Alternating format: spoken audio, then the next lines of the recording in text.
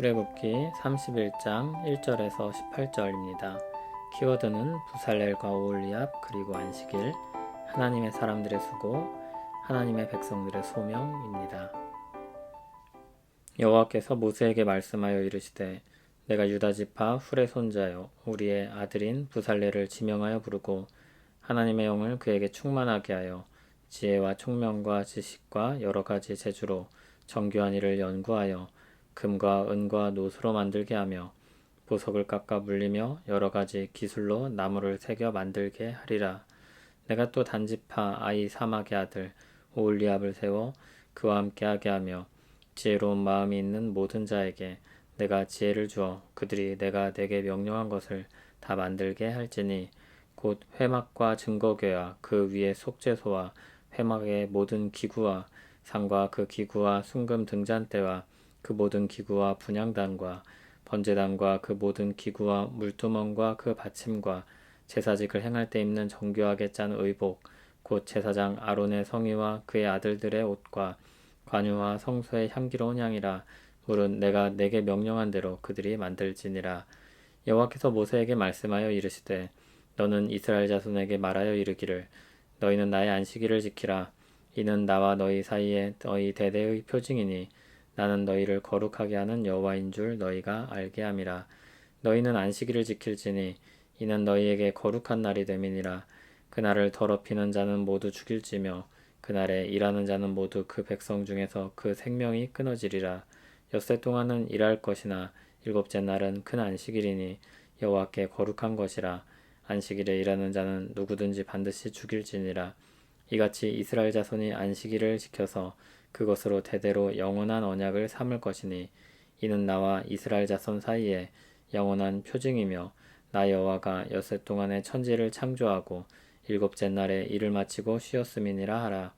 여호와께서 시내산 위에서 모세에게 이르시기를 마치신 때에 증거판 둘을 모세에게 주시니 이는 돌판이요 하나님이 친히 쓰신 것이더라.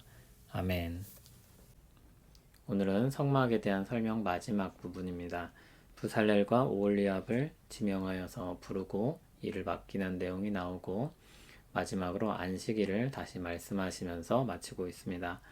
하나님은 부살렐을 하나님의 영으로 충만하게 하시고 앞서 말하였던 회막의 기구들을 만드는 일들을 맡기십니다. 부살렐은 기구 만드는 일의 수장입니다. 그와 함께 부름을 받은 또 다른 사람이 있습니다. 오홀리압입니다. 6절을 보면 지혜로운 마음이 있는 모든 자가 또 있습니다. 이들을 통해서 앞서 언급된 회막에서 쓰는 모든 것을 만들게 하셨습니다. 12절 아래에는 안식일에 대한 말씀이 나옵니다. 앞서 언급된 사람들을 통해서 6날 동안 일할 것을 이야기하고 그리고 일곱째 날인 안식일에 대해서 말하는 것은 굉장히 의미심장한 것입니다. 17절 말씀처럼 이것은 하나님께서 엿새 동안 창조하시고 일곱째 날에 쉬신 것을 기념하는 날입니다. 안식일은 거룩히 구별된 날로서 모든 백성이 지켜야 할 명령이었습니다. 하나님이 구별하신 날입니다. 이것은 13절에 말씀하듯이 그들을 거룩하게 하시는 여호와께서 하신 명령입니다. 그들을 구별하신 하나님을 드러내는 날입니다. 그리고 18절을 보면 이렇게 회막에 대한 가르침을 마친 다음에 모세에게 두 돌판을 주십니다. 이제 모든 명령이 다 주어졌습니다. 이것을 실제로 제작을 해서 사용하면 되는 것입니다. 하나님은 각 사람에게 주신 재능을 통해 하나님의 일을 맡아 섬기게 하십니다. 부살렐과 오홀리압을 비롯한 사람들은 아무런 경험도 없이 갑자기 불려 나와서 이 일을 하게 되지 않았을 것입니다. 여러 재주를 이미 가지고 있었고 실제로 그와 비슷한 일들을 했던 경험이 있었을 것입니다. 하나님은 부살렐을 세워서 이 모든 일을 주관하게 하셨습니다. 제작에 관련된 모든 실무와 사람들에게 일을 맡기는 것 전체를 맡았습니다. 그리고 조력자로 오홀리압이 부름을 받습니다. 또 여러 사람들이 함께 참여하도록 하셨습니다. 그리고 안식일에 대해 다시 말씀하셔서 이 일이 일 자체의 목적을 두고 있는 것이 아니라는 것을 기억하게 하셨습니다. 이 일은 하나님을 섬기고 드러내기 위한 것이며 하나님 안에 있는 백성들로서 안식하게 하기 위한 일이었습니다. 그러므로 주객이 전도되어서는 안 됩니다. 그것이 뒤집히지 않도록 하는 장치가 바로 안식일입니다.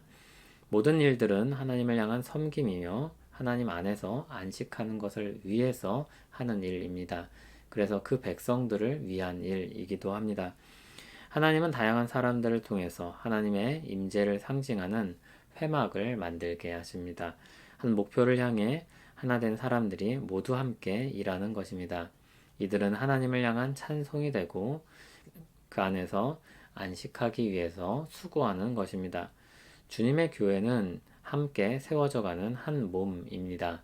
이를 위해 서로 할 수 있는 일들을 하며 함께 세워지도록 하셨습니다.